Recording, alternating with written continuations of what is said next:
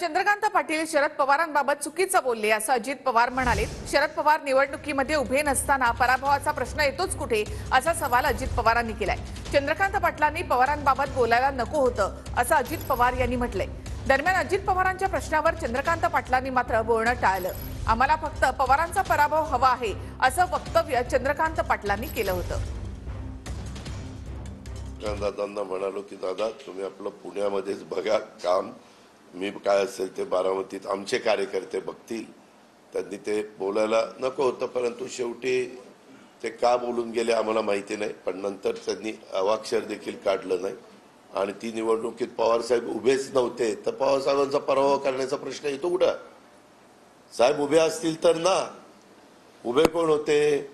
सुनेत्रा पवार, सुप्रिया सुळे। त्याच्यावर पराभव या दोघींच्या पैकी एकाचा होणार आहे ना। बोलले ते ती चूक आहे। दादा 2 मिनिटं फक्त।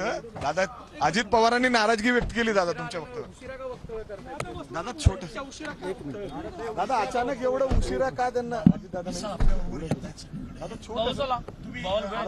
दादा अजित पवारांनी तुमच्या वक्तव्यावर नाराजी व्यक्त केली, अशा प्रकारचं वक्तव्य करायला नाही पाहिजे होतं म्हणाले।